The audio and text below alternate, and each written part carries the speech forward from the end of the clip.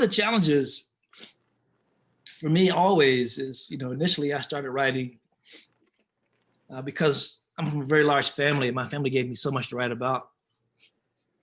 I'm one of 11. In addition to writing about social justice and history, identity and place, family is right up front for me.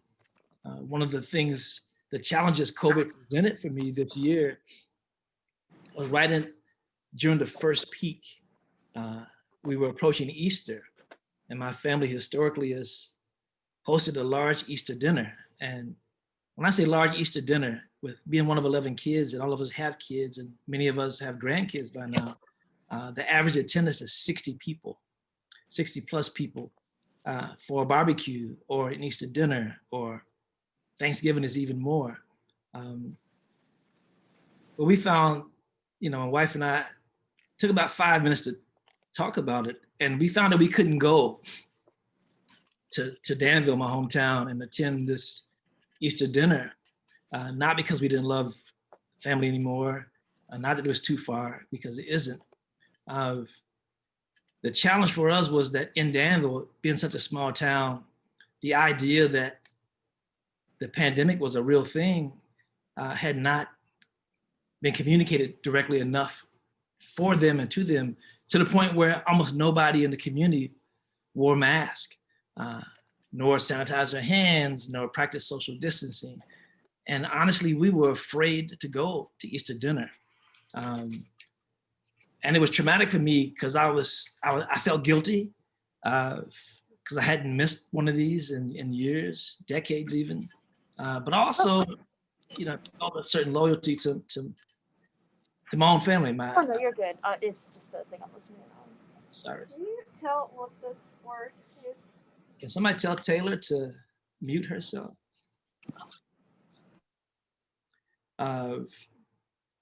This is called Easter Prayer 2020 AC. All-powerful Black Jesus, please protect my brothers and sisters and their families and friends when they gather together illegally to enjoy Easter dinner and the Sabbath. May they pass around the sanitizer after holding hands in prayer. May whoever is lifting up your name be wearing a mask correctly, O Lord. May any pork that touches their lips not mess with their blood pressure. Hide the salt, sweet Jesus, and please grant them the vision to bring at least one sugar-free dessert, some diet sodas and unsweetened tea. Strengthen them for the fight against that devil diabetes and all cancers, Lord. Thank you for their own time unemployment checks, Medicaid and Obamacare. Help them choose wisely if the choice is between the cable and light bill and their life insurance. And if it is your will to take all their assets because they refuse to believe COVID is real, let this be the best meal they ever ate, Lord, and take them all on the same day so that they may comfort each other in the hospital and allow the rest of us to endure only one drive-through service. Amen. Now, some of my family thinks that's funny, but not all of them. But there's short spaces between humor and sarcasm, and what's just comedy. To me, it's one of the safe spaces we retreat to when things are painful to talk about and discuss and swallow and hear and accept.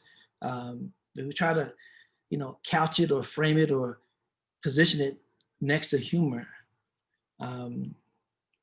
Here's one that tries to do that in a different way. It's called I'm Being Sarcastic. Some of you might remember what news thing was happening that made me borrow the idea of what sarcasm was. Our 2-year-old grabbed the mic, pronounced his uneaten slice of watermelon a boat, and sailed it off his plate onto the dark blue sea table mat, becoming the after-dinner entertainment instead of the evening press conference. And as soon as we were all convinced he was right, he picked it up, smiled slyly, took 2 quick bites, and pronounced it a race car. I thought, my God, he could be president. As I imagined him in a big red tie instead of his signature bib, the second ever toddler to take a dump in the Oval Office.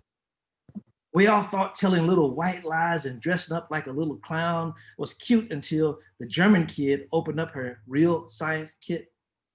Our problem child makes unflyable paper planes out of the Constitution, uses fat crayons to color his talking points, pretends to know more than all the experts, and waits for the adults in the room to clean up his latest mess. So I think that needs no post-explanation. One of the things that I was really impressed with was the turnout at the protests and the number of young people of all genders and races and ethnicities. It was the most diverse group of young people I'd ever seen in the streets being active. And I think it shook a lot of people because they always imagined that protests, were the things in the civil rights images, and mostly 100% Black, except for a few Catholic priests at the front. Here's a poem that pays tribute to those young people. It's called Combustibles, and it's after a poem in a similar style by Miri Baraka. Combustibles. Who already sick and tired of the planned new normal? Who want change? Who demand justice now? Who know their lives matter? Who died the most at the hands of cops? Who speak riot, sing protest, and shout uprising? Who they say loot and be made to look less righteous? Who set police car ablaze? Who grieve with bricks, water bottles, and fire? Who eat pepper spray, flashbangs, and tear gas for dinner? Who say defund the police and fuck their curfew? Who burned the Target and the precinct down? Who ready to be the next hashtag? That's for young peoples. One of the things I really missed about summertime was having a chance to be outdoors at live music concerts. It's one of our favorite things to do. And I really enjoy live old school hip hop. It's been at least 2 years since I had a chance to hear that. So I'm gonna read a poem called DJ Battle that does a couple of things, which I think you'll recognize immediately, while paying tribute to this thing I love and miss. And it has an epigraph that says, when the looting starts, the shooting starts. President DJ Trump. DJ Battle. The oppressor's private property is always more important to the privileged. Their power is what police protect. Backed by a National Guard fronting a commander-in-chief known to incite and encourage violence against POC by the FOP and other good people versus thugs.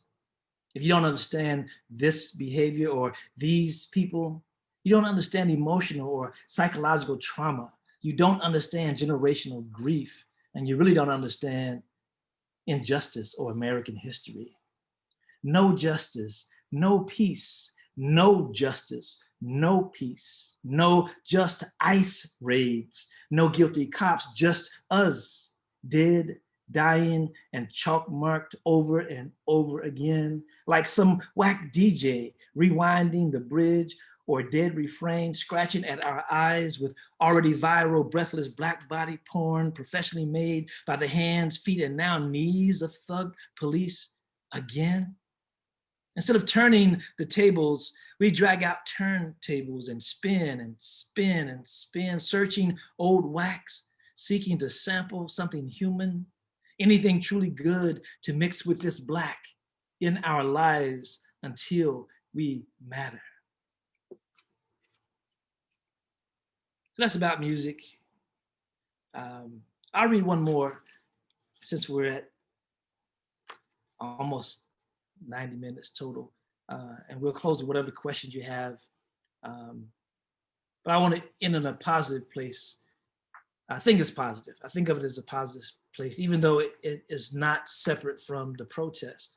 But there was a beautiful moment where Carrie Ann and Michael in Philadelphia got married and then walked out of the courthouse into the streets and joined the protest in their wedding gown and tuxedo.